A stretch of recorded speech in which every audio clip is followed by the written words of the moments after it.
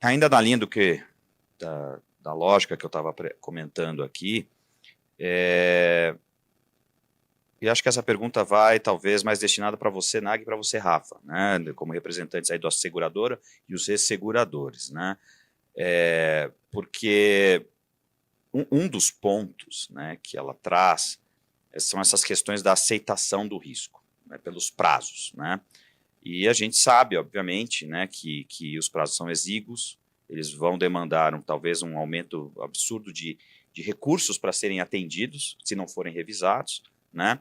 E esses prazos, muitas vezes, eles são importantes até para que você tenha uma análise adequada e um entendimento correto do risco, né?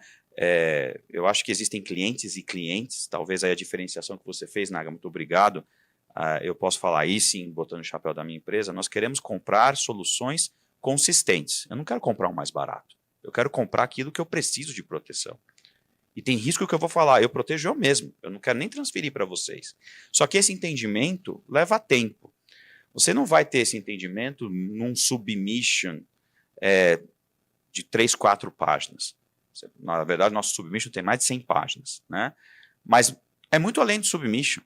Você tem que ir lá, você tem que conhecer a nossa operação, você tem que conhecer o que fazemos, nossas políticas, nossas regras, né? A nossa cultura de pessoas. No final, as pessoas é que fazem as empresas, né? As empresas ajudam a transformar pessoas melhor, mas as pessoas é que fazem as empresas. E se você não tiver esse entendimento, né, você não consegue diferenciar um risco excelente de um risco ótimo, de um risco bom, né?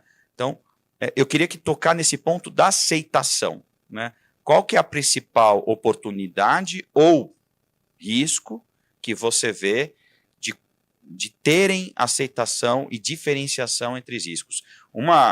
Coloco para vocês aqui, um burburinho que corre no nosso mundo de clientes olha, como eles não vão ter condição de respeitar o prazo, vai ter lá uma resposta automática, igual um out of office do e-mail, você faz um pedido de cobertura, vê lá, o risco está declinado até análise posterior.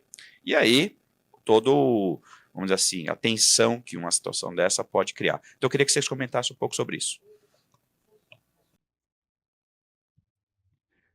Bom, Cristian, obrigado pela pergunta. Fundamental, eu comentei en passant a questão de perguntar mais no processo de aceitação.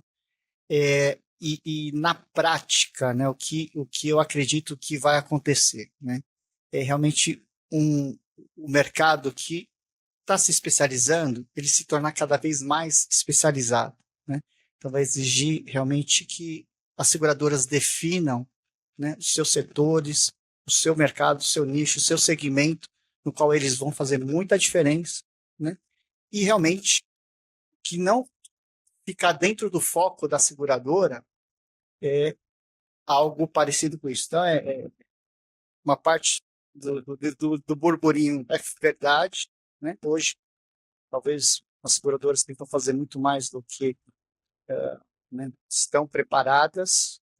Eu acho que vai ter uma seleção natural para a especialização cada vez mais forte no longo prazo. Então, isso já existe, principalmente na questão de facultativos, que é a questão da submissão, aí sim, da seguradora para um pedido de cobertura facultativa, para explicar o risco, e já é um pedido antigo dos resseguradores de que a gente tenha um prazo para análise de documentação, para análise do risco, para as discussões, e como você mesmo falou, dentro dessa relação de paridade tem muita conversa, tem muita troca, até onde você quer ir, quais são os limites que você, no caso, que a seguradora precisa, qual é o limite de retenção que a seguradora vai ter. Então, isso é um processo de negociação. Não é simples, talvez um pouco diferente do que é o seguro, onde você tem ali o corretor apresentando uma proposta e a seguradora tendo que responder, tá?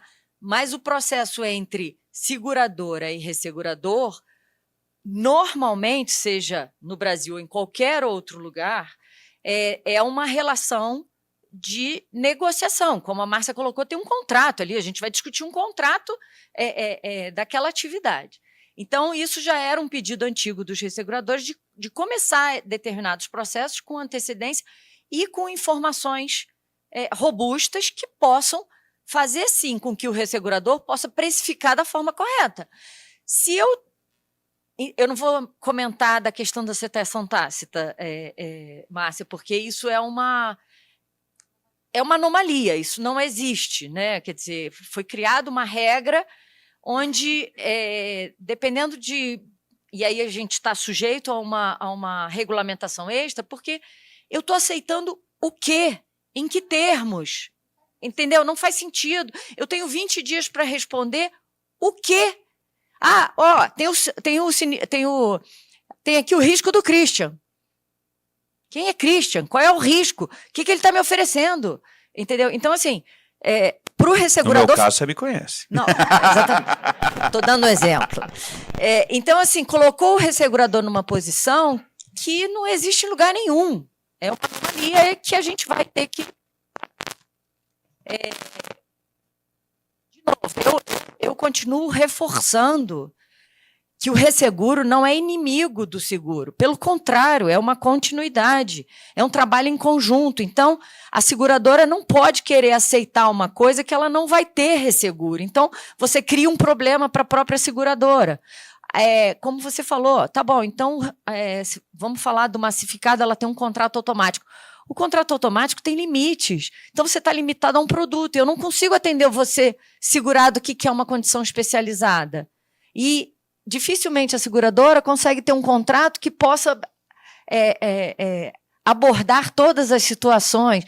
Então, assim, criou uma situação que deixa por um prazo, de novo, vai ser um prazo de adaptação, não vai ser imediato, onde esse conhecimento, essa relação tem que estar muito bem amadurecida para saber como é que é a subscrição da seguradora, que, obviamente, já se conhece, mas, como o Naga disse, você talvez não vá ficar pulando tanto, porque hoje você diz assim, eu tenho um risco que está com a Mitsui, eu já sei como é que a Mitsui opera. Aí esse risco pula para uma outra seguradora. Tudo bem, eu conheço o risco, mas e a seguradora?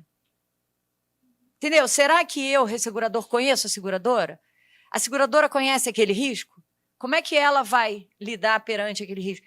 Então, também tem isso, né? E de novo, não vou falar da parte legal, vou falar da parte operacional. A gente não muda isso da noite para o dia. Uma pólice dura 12 meses. Então, são 12 meses para, de repente, você conhecer um segurado. São 12 meses para você conhecer uma mudança de seguradora, dependendo do tipo de risco, né, da linha de negócio. Não estou falando do massificado, tá? Por favor, não estou falando do massificado. Massificado é fácil. Então, assim, 80%, 90% do mercado que talvez seja atendido pela lei, ok.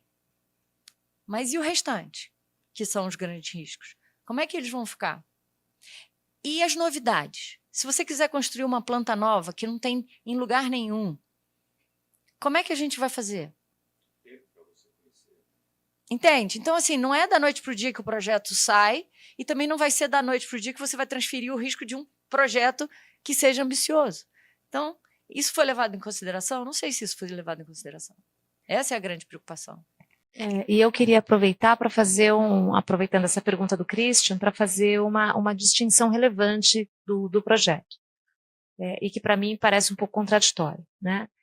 A gente tem uma previsão de que a aceitação do risco pela seguradora, ela se dá de forma expressa, né? Ela não ocorre de forma tácita, e há um prazo de 25 dias, que é até um prazo maior do que a gente tem hoje na regulamentação, que eram 15 dias. Então, houve uma extensão desse prazo, que para seguro normal não acontece de maneira extremamente rápida, né? E que faz sentido, então, até essa dicotomia, né? Para um seguro de grandes riscos é onde a gente teria necessidade de um prazo mais alargado. Então, a gente tem esse prazo de 25 dias e uma aceitação expressa. Estava até vendo aqui com a Laura, né? A aceitação expressa está prevista, não lembro qual que é o artigo aqui, Laura. E assim, ao mesmo tempo, então, quando a gente tem no seguro, onde você tem um risco massificado, onde você tem contratos que são praticamente padronizados, eu tenho uma previsão de aceitação expressa, no resseguro, né, que isso não faz sentido, porque a discussão é negocial, né? E a gente tem ainda uma discussão de oferta preferencial que, na maioria das vezes, é feita para atender a legislação, né? Então, você já tem uma aceitação com um determinado player de mercado, que, por N razões, tem uma questão de portfólio, tem uma questão de rating, tem uma questão de relações comerciais, então você já tem o teu player, que pode ser um local, pode ser, por exemplo, um ressegurador estrangeiro, e você faz uma oferta do mercado local nos mesmos termos e condições, muito mais para atender a legislação do que com a expectativa de que aquele risco venha a ser aceito. E por isso que não faz nenhum sentido eu ter uma cobertura tácita no resseguro, né? E ter uma cobertura expressa no seguro, que assim, não faz sentido nenhum. Porque quando eu estou falando de uma aceitação de riscos pré-determinados, né, essa cobertura que passa por uma precificação, que passa por uma análise de risco, até para que aquele contrato seja válido, é realmente uma certa, um desvirtuamento até, eu acho, que da prática operacional.